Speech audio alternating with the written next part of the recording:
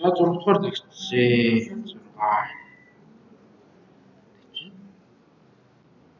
Ингээд хэлэх үү. Яа. За стек гэдэг үг хэлж байна.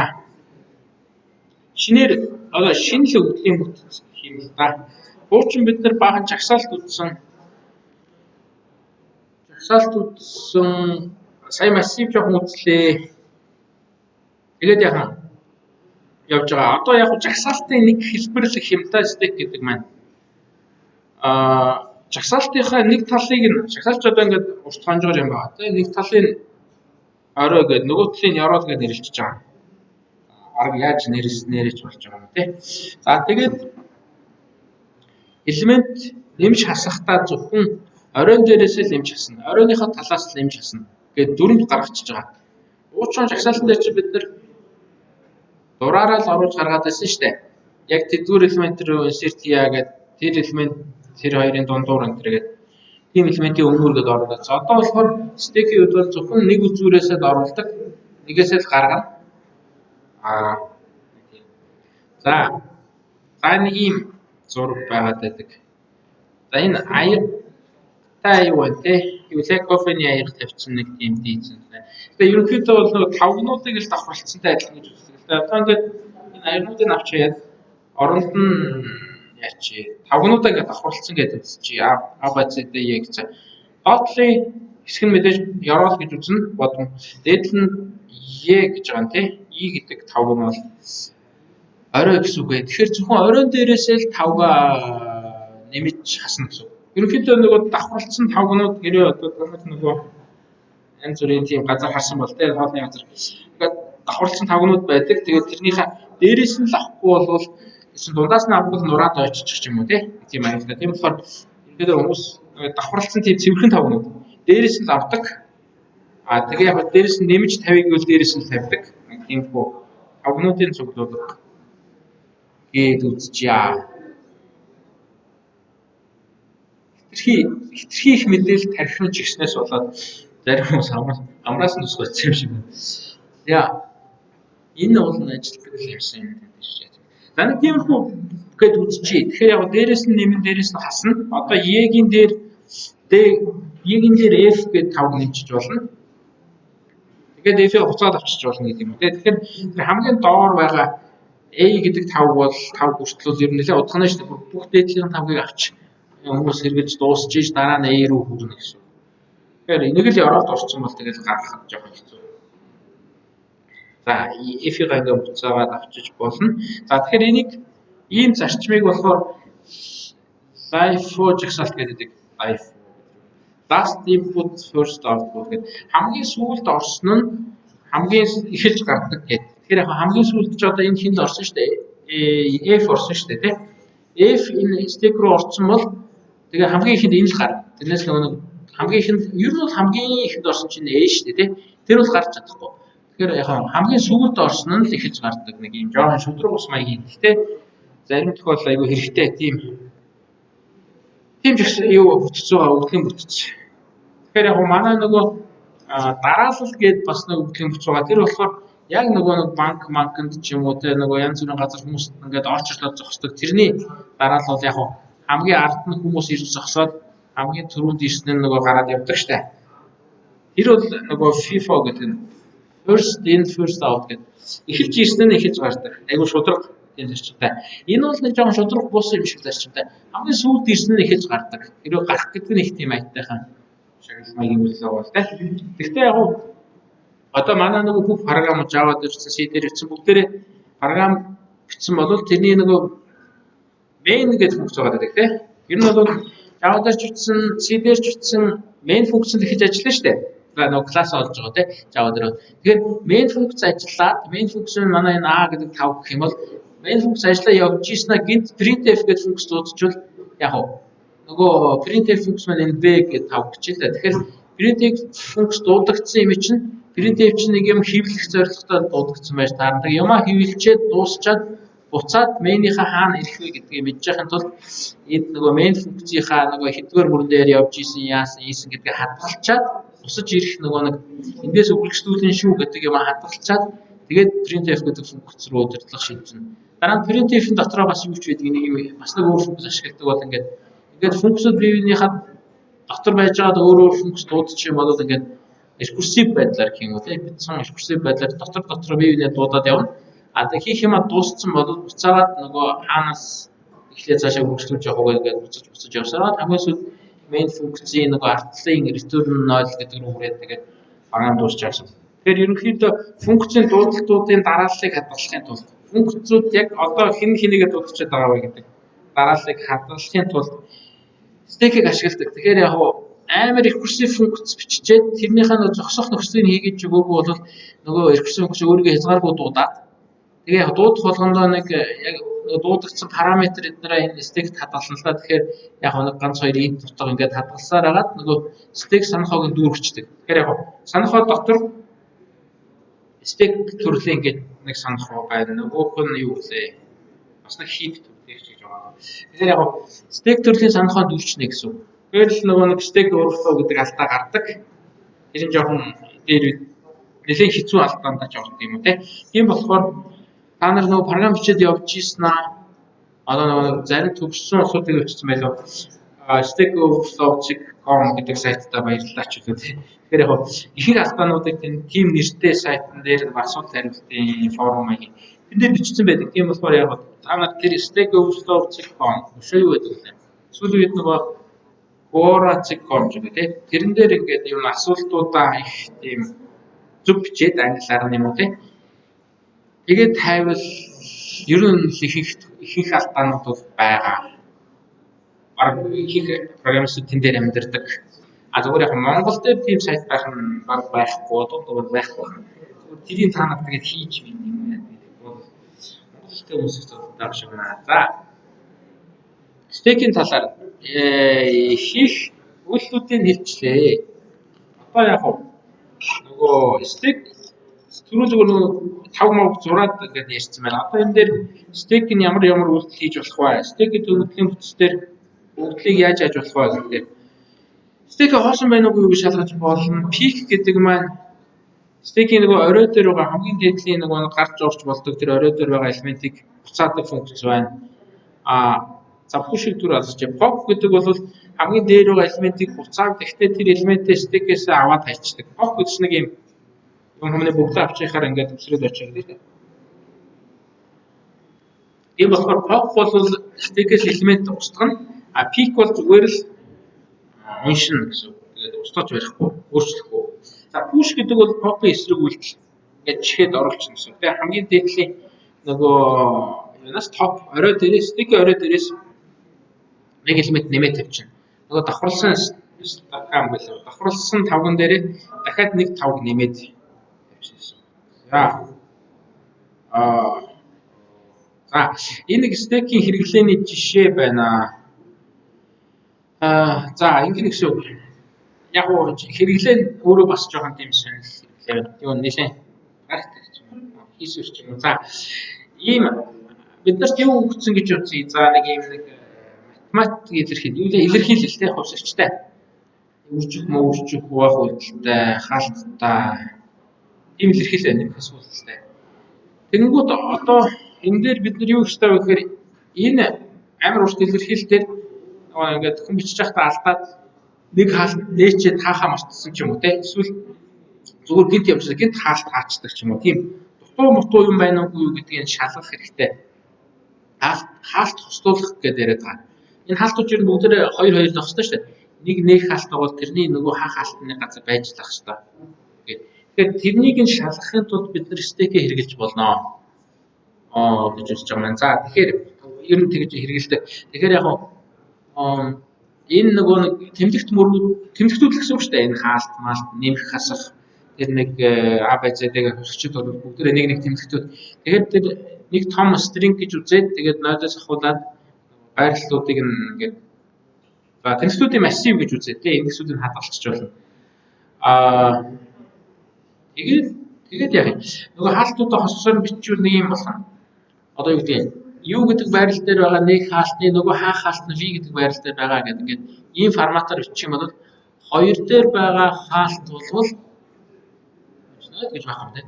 За эхнээс яг нэг дээр байгаа хаалт нэг хаалтны хаа хаалт нь 13 дээр байгаа гэнэ. Тэгэхээр нэг дээр байгаа өнгөөр нь зурсан юм шүү дээ. Нэг ийм шарвтар өнгөтэй гэхээр энэ юм байл да. 0 1 гэдэг. Энэ хаалтны нэг хаалтны хаа хаалт нь 13 гэдэг. 1 гэдэг чинь 2 3 4 5 6 10 гэдэг юм байна. Гэт иймэрхүү байдлаар бүх хаалтуулаа хосцоор нь бол бичиж болно. Хэрэв мэдж байгаа бол тийм. Тэгээ мэдгүй байгаа тохиолдолд яг яанаа л гэсэн шалганаа л гэсэн. Тэгээ жишээд энэ хоёр дахь богинохон жишээн дээр бол хараас алдаатай байна тийм. А Б гэдэг хаалт байна болж байна. Энэ нэг хаалт зүгээр хаагдсан байна тийм. Өшөө энэ нэг хаалт ч юм уу эсвэл энэ ч юм уу нэг хаах хаалтгүй байна. Хаах хаалтгүй нэг хаалт эсвэл нэг хаалт байхгүй хаах хаалт гэсэн. Тэгэхээр энэ чинь ерөнхийдөө бид нар ингэж бодож байна. Зарим нэг ангиас хурдан боддог тийм. Хүмүүс ингэж бодож байна.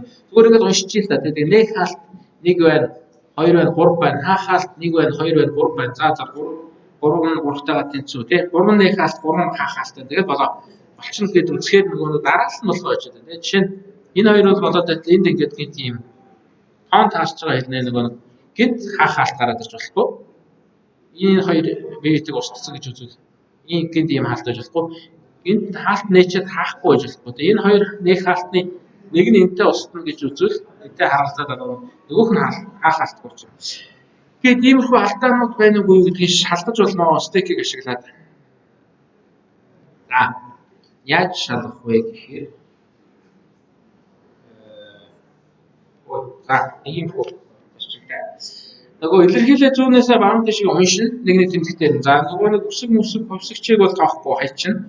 Тэр бодвол зүгээр байх гэдэг. Нөгөө нэмэх хасгыг бол зүгээр байх гэдэг хайчна. Тэгээ мэдээж нэмэх хасах дээр уул нь үйлдэл дээр алдаа байж болно. Тэгээ 2 удаа нэмэх ч юм уу 3 удаа нэмэх гэж байна. Тэрийг бол тэгтээ тооцохгүй маань зөвхөн хаалтаа авч үзэж байгаа. Тэгээд нэг хаалт гарч ирвэл дарилдвал байршлыг стек рүүгээ хийчихнэ. Хаах хаалт гарч ирэх юм бол стект байгаа нэг хаалтыг аваад хослуулаад хайчна гэсэн. За одоо нэг жишээн дээр айгуу хэлж байгаа. За жишээ нь энэ жишээг айгуу ажиллуулж юм шүү. За ийм илэрхийлэл байлаа. Манай стек юм байна. Яроолн дээр ороо. Тэгээд хамгийн ихний тэмдэгтэй байсан чинь 0-р тэмдэгтэй. Тэрэн дээр нэг хаалт байсан. Тэгэхээр нэг хаалтны тэр байгаа байрлалын дугаар гээд 0-р байрлал дээр нэг хаалт байлаа шүү гэд тэрийг нь аваад стек рүүгээ хийчихнэ. Дараа нь дахин уншсан чинь нэг дээр бас стек байсан. Тэгээд би стек нэг хаалт байсан. Тэгээд хийчихнэ. Тэгэхээр ерөнхийдөө зарчим нь бол яг нэг хаалт байв стек рүүгээ хийгээд хаах хаалт гараад ирвэл тэрийг нөгөө хамгийн сүүлд хийсэн нөгөө стект байгаа тэр нэг хаалтайгаа нийлүүлээд устгachж байгаа гэсэн. Ингээд хоббивэнтэйгээ таараад ингээд тэгээд хамгийн сүүлд нь элдвийн өрөөс нь хаалт үлдчихвэл тэгээд алдаа гарчлаа гэж хэлсэн юм те. Тэгэхээр за 0 1 2 гээд эхний 3 хаалтыг бол ингээд уншиж байгаа. За тэр нэг үсэг А дээр нэмэх байг бол яваад өнгөрчихнэ. Хаалт биш учраас. Тэгээд Б-ийн араа руугаа хаалт дээр ирлээ. Тэр хаах хаалт байна те. Тэрийг аваад хамгийн сүүлд байсан сая нэг 2 гээд 2 дугаар байрлал дээр байсан. А-гийн өмнөр байсан. Тэр хаалттайгаа ч устгachна. Тэгэхээр яг ерөнхийдөө А дээр нэмэх Б гэдэг хэсэг бол зүг байна. Нэг хаалттай илэрхийлэл байсан. Тэгээ болчихлоо гэсэн. Одоо биднэрт нэг хоёр нээлттэй хаалт яваад байгаа. Тэрийг яг явж байгаа. Тэр нэг за энэ дээр нэг юу байв гэх юм бэ? Сая устгасан тий. Тэр устгасан нөхрөө бүр уулмөр устгаж болохгүй. Устгахаас өмнө хэвлэх юм байна. 2 дээр нэг хаалт байсан. 6 дээр хаах хаалт байсан.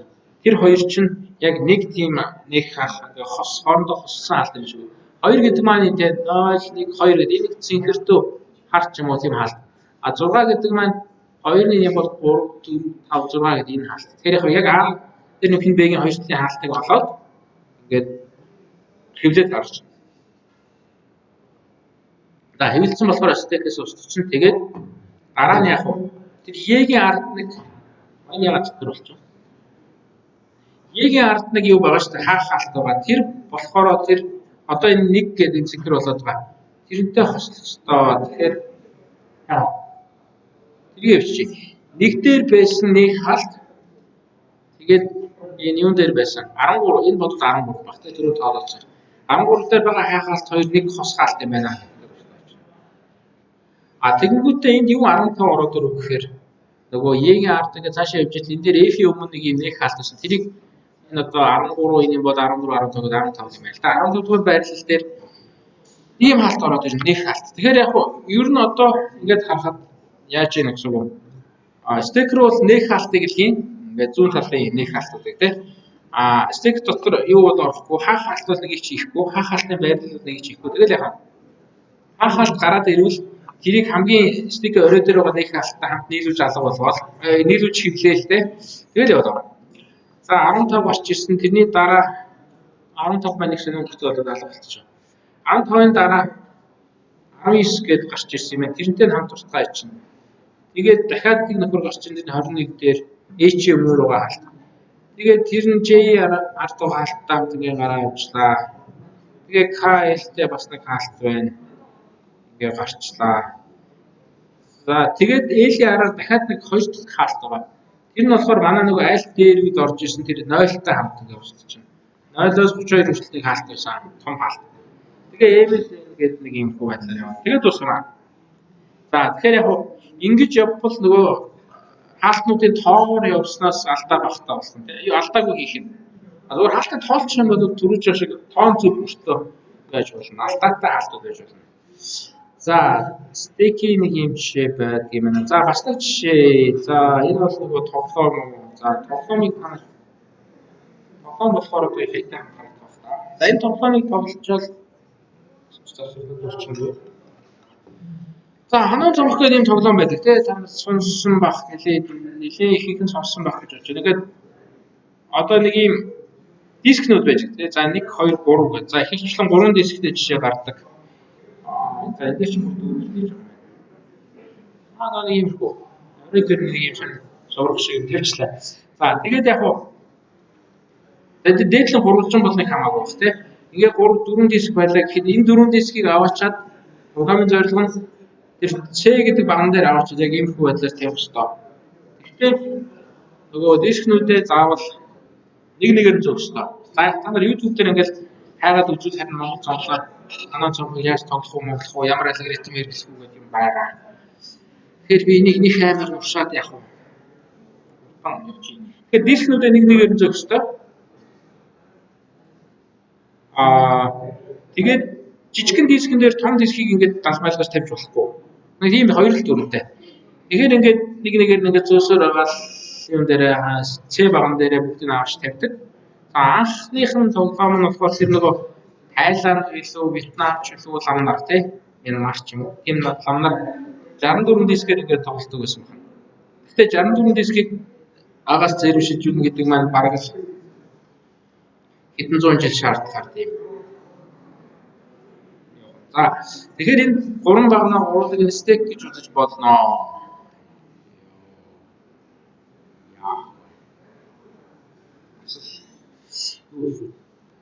Айн таа за. За дөрөв нь бол энэ том диск дээр тавьж болохгүй. За гуравтаа бол хамгийн сонгодог нөгөө нэг хүмүүс хараа цээжээрээ тоглолцдог. Одоо яг тэр нэг гуравтаа жижигхэн дискийг аваад за би түрүүчэн доо компьютер ухааныханд нэг ороод ирсэн юм байна. Хичээлээр. За энэ гурав ингээд дэшээ тавихад тэр гуравтаа жижигхэн дисгийг аваад B-рүүн тавих уу, C-рүүн тавих уу гэж явж байна.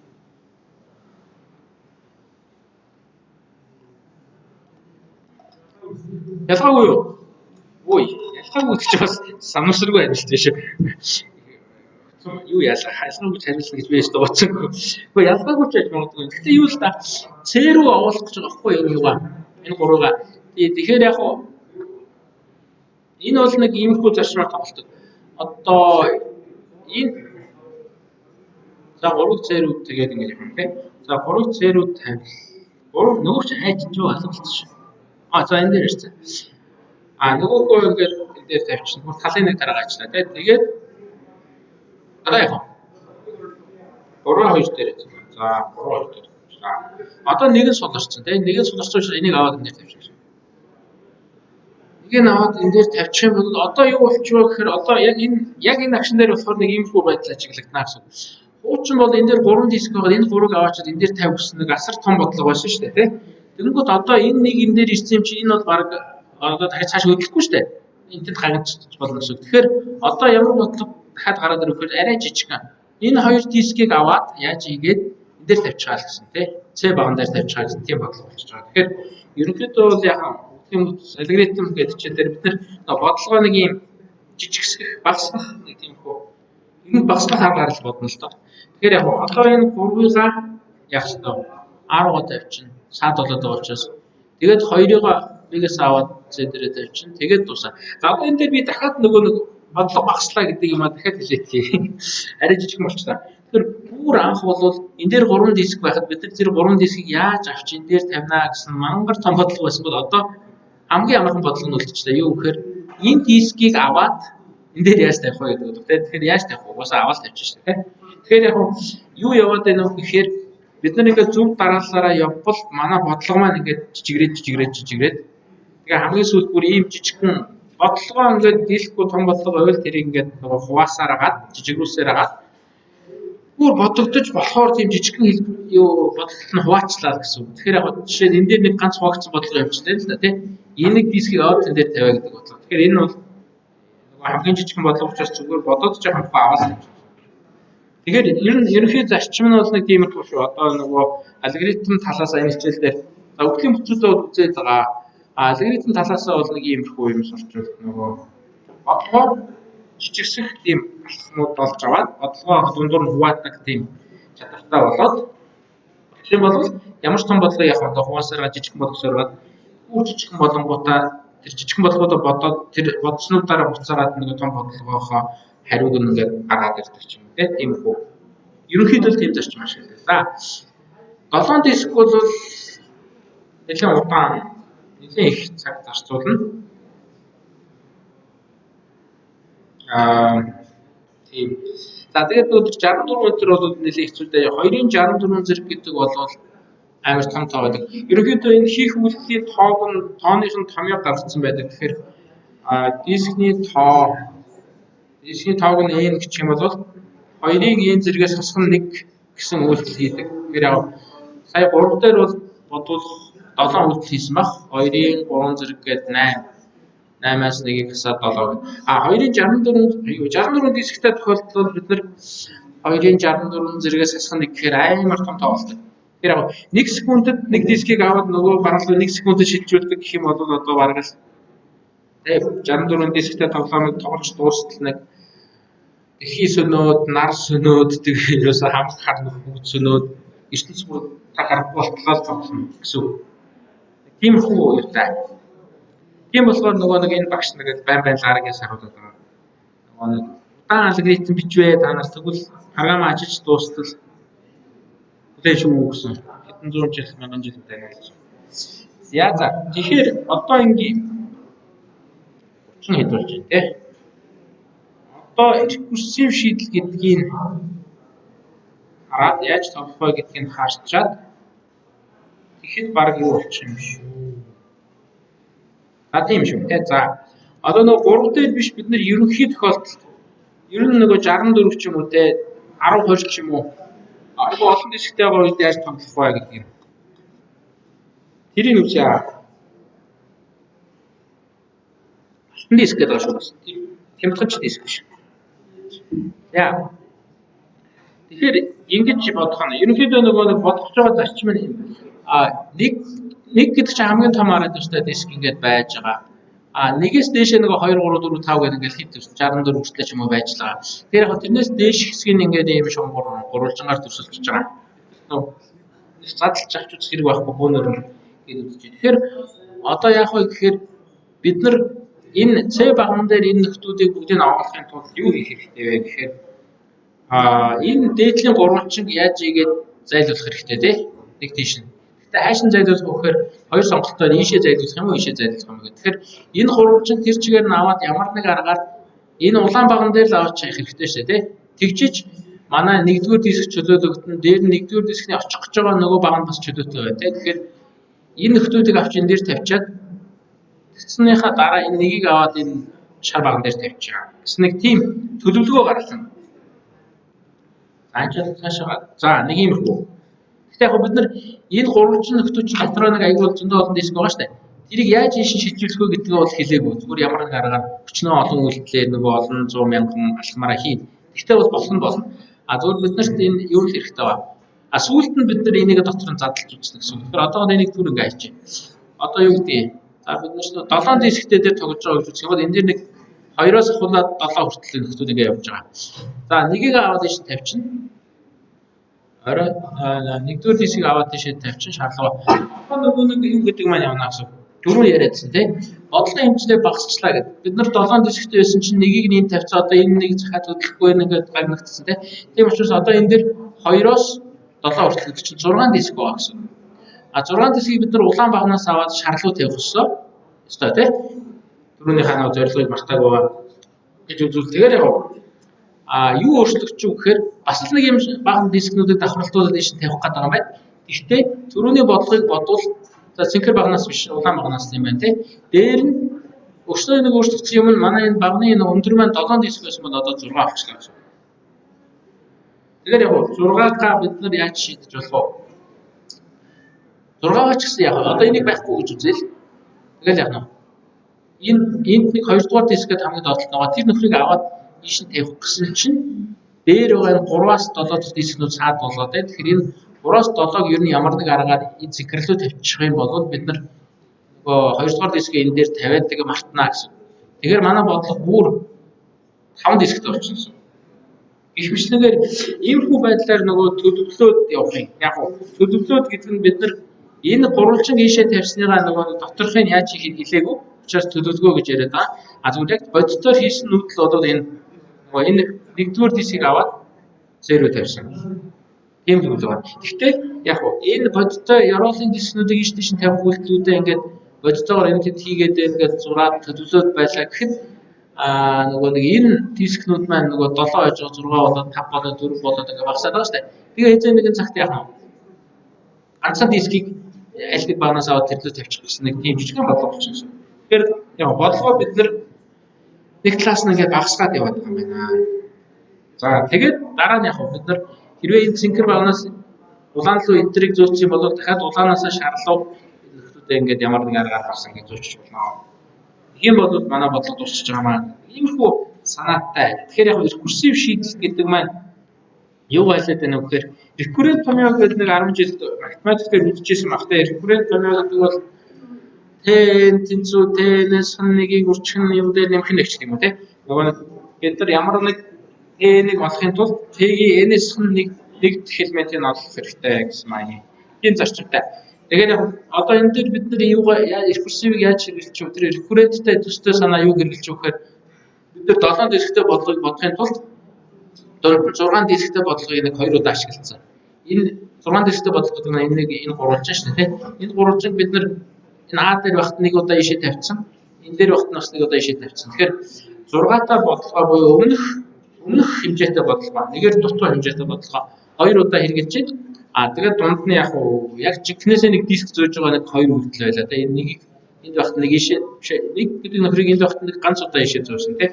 Тэгэхээр нэг удаа бодтойгоор диск зөөн 2 удаа тийм өмнөх бодлогоо бодно. Тэгэхээр яг энэ үйлдэлийн тоог нь яг Т-гээ тэмдэглэх юм бол n дисктэй тохиолдолд бид нар n дисктэй бодлогыг бодоход хэдэн алхам зарцуулах вэ гэхээр тэрийг нь Tn гэж тэмдэглэчихье тийм.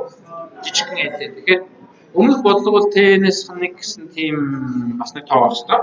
Тэгэхээр Tn гэдэг бол Tn-ээс нэгийг үржих нь 2 удаа ирсэн. Тэгээд нэмэх нь 1 бодит нэмэлттэй юм аа гэж. За тэгээд за нэг томьёо энд дээр орж байна. 0 дискийг бол 0 дисктэй байвал энэ 0 байвал бид нар moves гэдэг хэдэн нүүдлийнхөө 0 удаа нүүдлийгээ дуусчихна. N дисктэй байвал энэ бүр нөгөө эцсийн гаргасан томьёо нэ. 2 удаа нөгөө n-ээс нэг хэмжээтэй бодлогыг бодоод энэ 1 удаа бодтой нэг нүүдэл хийгээд тэгээд гарна гэсэн нэг юм томьёо. Энийг recurrent томьёо гэдэг байгаа. Яагаад тэгэхээр moves гэдэг одоо функц гэх юм уу да тий. Тэрний n төвхтгийг олохдоо бид нар moves функцийн n-ээс нэгдэх гэдэг өмнө төвхтгөө ашиглаж байгаа. За ийм болохоор recurrent томьёо гэдэг recurrent биш томьёо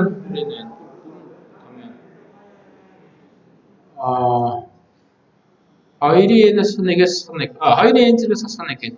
Энэ дээр Mercury тийм том юм орсонгүй нөгөө тэнцвэрийн баруун талд moves гэдэг нь алга. Та нар ч гэсэн одоо ингээ 2 дугаар курст үтсэн хичээл дээрээ суурлаад 3 дугаар хичээл 3 дугаар курсын хичээлүүдийг үзнэ гэсэн үг шүү дээ. За нэг юм хөө тэгээд нөгөө нэг юу вэ? 64 дисктэй байвал яах вэ гэхээр 64 диск ч шиг. За 64 дисктэй бол тэгээ нэг ертөнцийн тоглоно. Зүгээр компьютераар бодуулах юм бол компьютер ч одоо секундэд маш олон бас үлдсэн шүү дээ. Тэгэхээр яг манай компьютер 1 секундэд 1 тэрбум ийм нөгөө диск зөөчдөг гэх юм бол бид нар энэ 64 дисктэй бодлогыг компьютераар 570 жил бодуулах юм. Тэгэхээр компьютер байлаа ч гэсэн бас удахна шүү дээ. Тэгэхээр нөгөө нэг яг удаан алгоритм бичвэл 570 жил хүлээнэ гэсэн үг болох програм ажиллаж дуусах. За нөгөө лам маань нэг дисгээ бүр 1 минутанд шилжүүлдэг гэх юм бол 3.4 өршин 10.13 зэрэг жил гэж байна. За энэ болохоор нөгөө нэг хамаг однууд дуусах тиймэрхүү жил юм шиг байна. За нэг иймэрхүү ерөөхдөө нөгөө цаас дээр нэр усаа бичсэн байж ард нь ингээ нэг тэмдэг юмгээ тавьчаарай. Тэгээд эртний тасалт юм одоо та нар чинь их юм нэг жоохон юуны сонирхолгүй байх шиг байна. Тэгээд яах юм бэ? Яаж хийх вэ?